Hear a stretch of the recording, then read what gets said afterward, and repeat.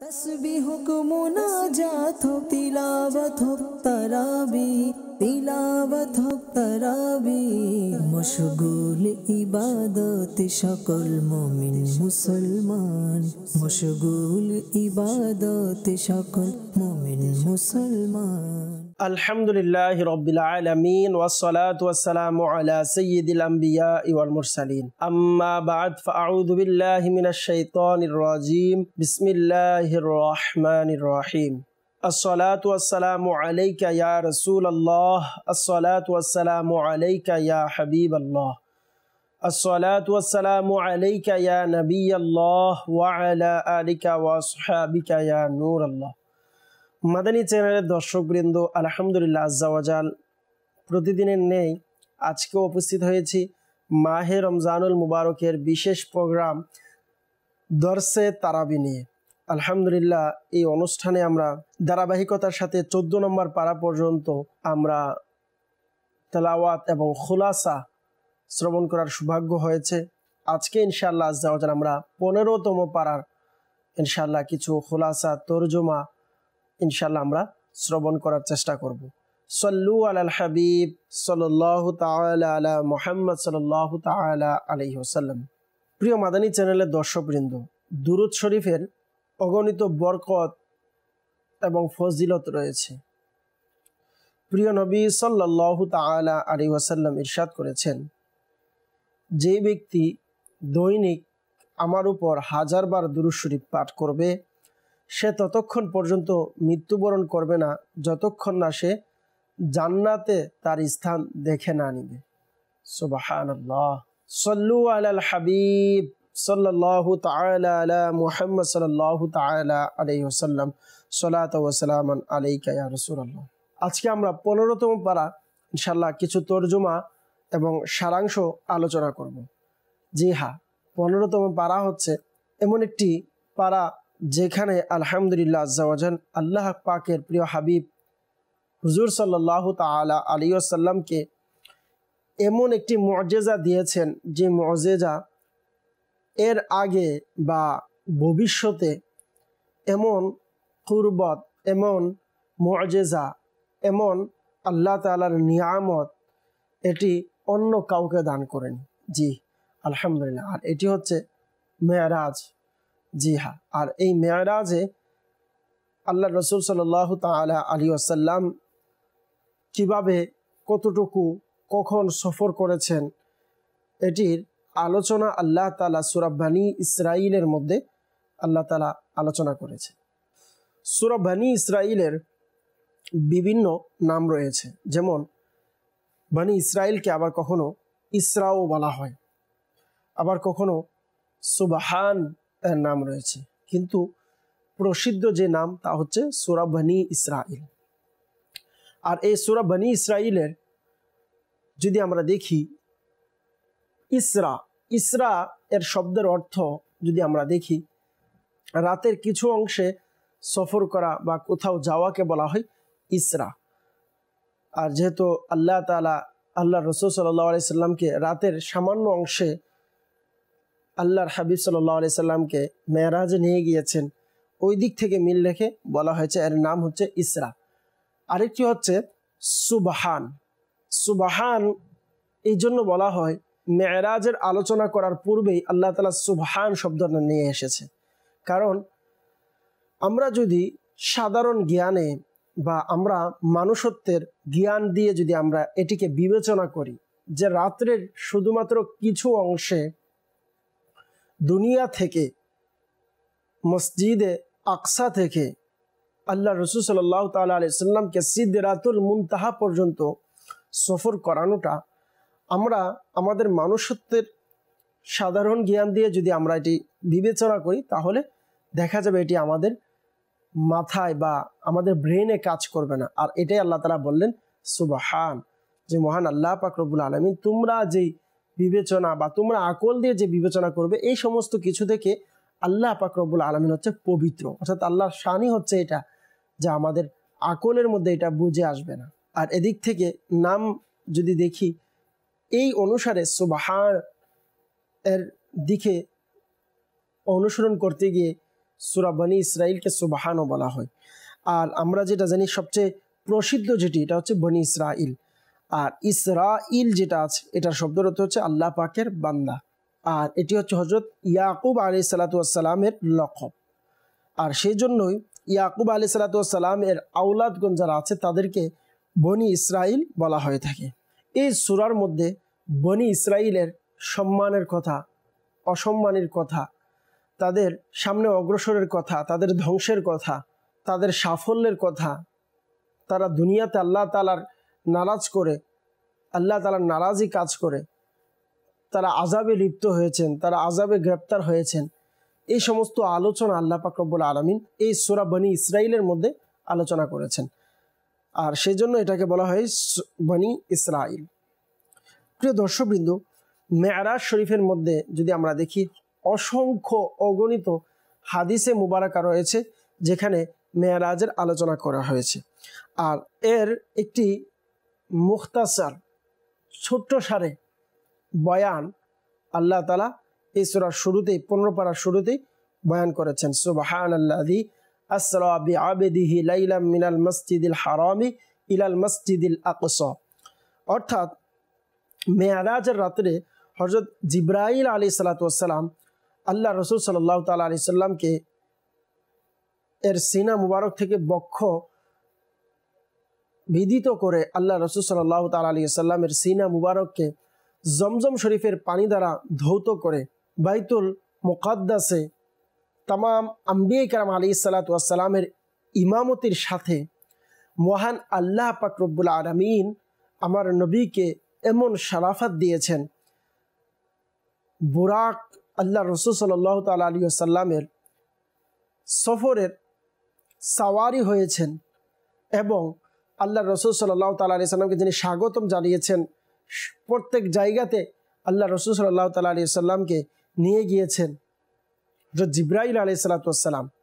আর এইভাবেই আল্লাহ রাসূল সাল্লাল্লাহু তাআলা আলাইহি সাল্লামকে মসজিদে আকসা থেকে সিদরাতুল মুনতাহা পর্যন্ত রাতের কিছু অংশে আল্লাহ পাক রব্বুল আলামিন আমার রসুলকে সফর করিয়েছেন এবং এই সফরের মধ্যে আল্লাহ তাআলা 7 আসমানের মধ্যে এবং আরশে আজিমে সিদরাতুল মুনতাহা লা মাকা পর্যন্ত আল্লাহ পাক রব্বুল আলামিন এমন মর্তবা দিয়েছেন, সমস্ত কিছুর সফর আল্লাহ তাআলা আমার রসুলকে করিয়েছেন।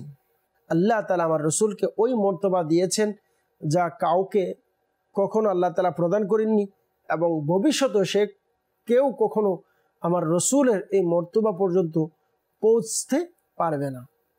জি হ্যাঁ, আর এই আলোচনা আল্লাহ তাআলা এই মেরাজের এই ব্যাপারে আলোচনা করেছেন। আর এটির একটি মুখতাসার আলোচনা এর শুরুতে আল্লাহ তাআলা উল্লেখ করে দিয়েছেন।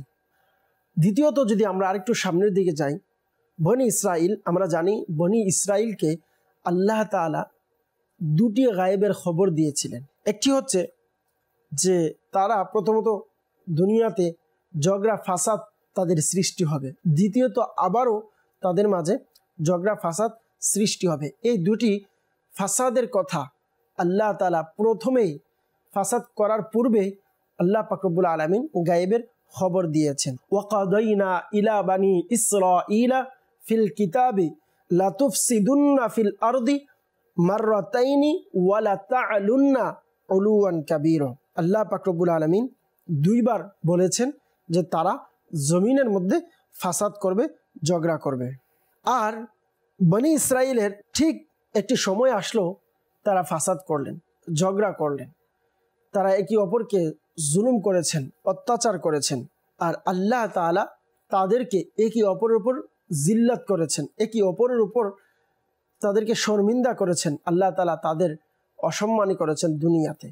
দ্বিতীয়বারও তাদের উপরে এমন একজন বাদশাহকে নিযুক্ত করেছেন যারা বনি ইসরাইলের যে ব্যক্তি বনি ইসরাইলকে অসম্মান করেছেন এবং বনি ইসরাইলের সমস্ত কিছু লুটপাট করেছেন, তাদের নাহকভাবে দুনিয়াতে তাদের সাথে আচরণ করেছেন। আর এইভাবেই দুটি ফাসাদ দুনিয়ার মধ্যে আল্লাহ তাআলা বললেন তারা থাকা অবস্থায় হবে যদি আল্লাহর হুকুম আহকাম তারা পরিপূর্ণভাবে আদায় করতে না পারে। এরপর মহান আল্লাহ পাক রব্বুল আলামিন বললেন যে আমি মানুষের ইনসানের আমলনামা অর্থাৎ যে দুনিয়াতে যেমন আমল করবে আমি আল্লাহ তাআলা তাদের গলার মধ্যে তাদের আমলনামাকে লটকিয়ে দিব, তাদের আমলনামাকে বেঁধে দিব। এবং বললেন ওই আমলনামাটি কিয়ামতের দিন একটি সুস্পষ্ট কিতাব সূরাতে তাদের সামনে এটিকে পেশ করা হবে এবং বান্দাকে বলা হবে যে তুমি তোমার আমলনামা পড়ো এবং বলা হবে আজকে তোমরাই তোমাদের নিজের হিসাবের জন্য যথেষ্ট, তোমরা নিজেরা নিজের হিসাব করো, তোমরা নিজেরাই নিজের আমলের হিসাব তোমরা দাও। এরপর মহান আল্লাহ পাক রব্বুল আলামিন বললেন ওয়ালা তাজিরু ওয়াজিরাতু বিজরা উখরা ওমা কুননা মুআযযিবিনা হাত্তা নাবআসা রাসূলা। কিয়ামতের ময়দানে বললেন কোনো জানের দায়িত্ব ওই কিয়ামতের দিনে বললেন কেউ কারোটা নেবে না, কোনো অমুসলিমের কাজে আসবে না, কোনো বেদুইনের কাজে আসবে না। কিন্তু মুসলমান কিয়ামতের দিন তাদের জন্য শাফাআত রয়েছে এবং মুসলমান একই অপরের জন্য আরেকজন মুসলমানের জন্য শাফাআত করবেন। সুবহানাল্লাহ। সাল্লু আলাল হাবিব সাল্লাল্লাহু তাআলা আলা মুহাম্মদ সাল্লাল্লাহু তাআলা আলাইহি ওয়াসাল্লাম। এরপর আমরা যদি দেখি মহান আল্লাহ পাক রব্বুল আলামিন 16 নম্বর আয়াতে মুবারাকা থেকে কিছু হুকুম আহকাম অর্থাৎ কমবেশ এমন কাজ আছে 25টি যেগুলো কাজের কথা আল্লাহ তাআলা জিকির করেছেন, যেগুলো কাজের হুকুম দিয়েছেন যে এই কাজগুলো তোমাদের করতে হবে, এই কাজগুলো করা আমার আপনার জন্য আবশ্যক করেছেন। এমন 25টি কাজ 16 নং আয়াতে মুবারাকা থেকে আল্লাহ তাআলা উল্লেখ করেছেন। ওয়া ইযা আরাদনা আন নুহলিকা ক্বরিয়াতান আমারনা মুত্রাফিহা ফাফাসাকু ফিহা ফাহাক্কা আলাইহাল কওলু ফাদাম্মারনাহা তাদমীরা ওয়া কাম আহলাকনা মিনাল কুরুনি মিন বাদি নূহ ওয়া কাফা বিরাব্বিকা বিদুনুবি ইবাদিহি খবীরাম বাসীরা। এভাবে যদি আমরা তেলাওয়াত করতে থাকি দেখব আল্লাহ পাক রব্বুল আলামিন বিভিন্ন হুকুম আহকাম করার ব্যাপারে হুকুম দিয়েছেন এবং এগুলো পালনের জন্য আল্লাহ তাআলা আদেশ দিয়েছেন যেন আমরা ওই সমস্ত কাজগুলো পালন করি, এই ব্যাপারে আল্লাহ তাআলা আদেশ দিয়েছেন। আর আল্লাহ পাক রব্বুল আলামিন এখানে কয়েকটি যদি আমরা দেখি, সর্বপ্রথম আল্লাহ তাআলার নিজের ইবাদতের কথা আল্লাহ তাআলা উল্লেখ করেছেন, যেমন লা তাজআল মাআল্লাহি ইলাহান আখার ফাতাকউদা মাযমুমান মাখযুলা। আল্লাহ পাক রব্বুল আলামিন বললেন আল্লাহ তাআলার সাথে অন্য কোনো ব্যক্তিকে বা অন্য কোনো সত্তাকে অথবা অন্য কোনো জিনিসকে তোমরা নাউজুবিল্লাহ খোদা মনে করিও না, আল্লাহ তাআলার ইবাদতের সাথে শরীক করিও না, নাউজুবিল্লাহ। এটি বললেন যে যারা করে তারা যেন এগুলো থেকে বেঁচে থাকে। এরপর আল্লাহ তাআলা আরেকটি হুকুম দিলেন, ফাইসালা আল্লাহ তাআলার হুকুম আহকাম তোমরা মানতে থাকো, কি আল্লাহ তাআলা ছাড়া অন্য কারো ইবাদত করিও না। এবং বললেন ওয়াবিল ওয়ালিদাইনি ইহসানা, এবং মা বাবার সাথে তোমরা ভালো ব্যবহার করো। এখানে ভালো ব্যবহারের কয়েকটি জিনিস যদি আমরা দেখি, মনে রাখবেন শুধুমাত্র ভালো ব্যবহার মানে এটি না যে আমি আমার মা বাবাকে তার যতটুকু প্রয়োজন তাকে দিব, তার টাকা পয়সা দিব, কিন্তু তার খবর নিব না, এটা না। যেমন আজকাল বর্তমান সময়ে ওল্ড হাউস, ছেলে তার বাবার জন্য বেতন দিয়ে ওল্ড হাউসের মধ্যে রেখে আসছে এবং সে ভাবছে আমি তো আমার মা বাবার সমস্ত খরচ দিচ্ছি, অথবা মা বাবাকে আলাদা করে দিয়ে মা বাবার টাকা পয়সা যা লাগে দেওয়ার চেষ্টা করে, কিন্তু খেদমত জিনিসটা এটা অনেকের চিন্তায় মাথায় আসে না। তো মনে রাখবেন আপনাকে আল্লাহ তাআলা বলেছেন যে ওয়াবিল ওয়ালিদাইনি ইহসানা, আপনি আপনার মা বাবার সাথে সুন্দর আচরণ করুন। আর সুন্দর আচরণ কি?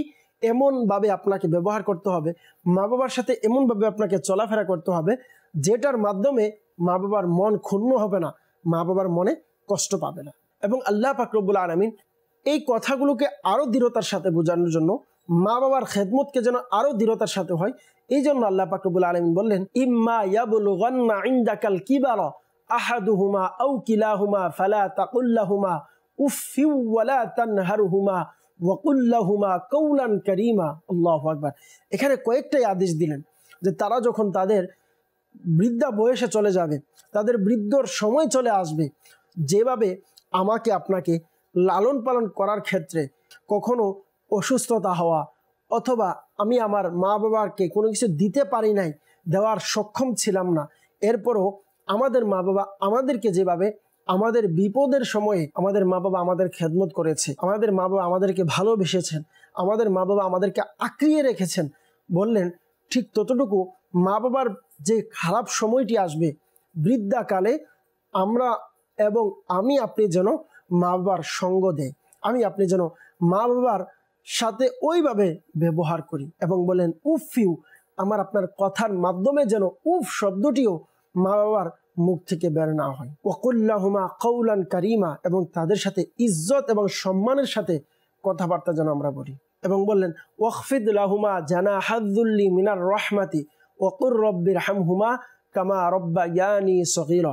আমরা যেন আপনার মা বাবার জন্য, যাদের মা বাবা বেঁচে আছে তাদের জন্য যেন আমরা আমাদের খেদমতের পাখাকে বিছিয়ে দেই, আমরা যেন আমাদের খেদমতের মাত্রাকে আমার মা বাবার সামনে বিছিয়ে দেই, আপনি যেন মা বাবার খেদমত করতে পারি। এবং শেষ মুহূর্তে বললেন যেন আমরা তাদের জন্য দোয়া করি, রব্বির হামহুমা কামা রব্বায়ানি সগীরা, যে হে আল্লাহ, আমাদেরকে আমাদের মা বাবারা যেভাবে লালন পালন করেছে, আপনিও এর বদৌলতে আমাদের মা বাবার উপর আপনি রহম করুন, দয়া করুন।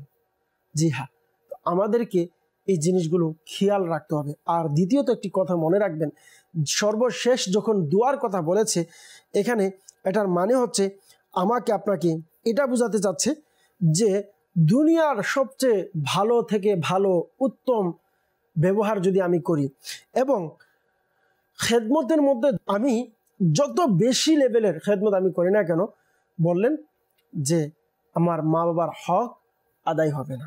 এই জন্য বান্দাকে এটা করা উচিত যে সে আল্লাহ তাআলার দরবারে বলবে, আল্লাহ তাআলার রহমতের ফজল এবং রহমতের দোয়া করবে এবং আরজ করবে যে আমার রব, হে আমার প্রতিপালক, হে আমার আল্লাহ, আমার খেদমত আমার মা বাবার বদলা হতে পারে না, আমার খেদমত আমার মা বাবার যাজা হতে পারে না, তুমি তাদের উপরে ইহসান করো, দয়া করো। এইভাবে আমাকে আপনাকে দোয়া করতে হবে।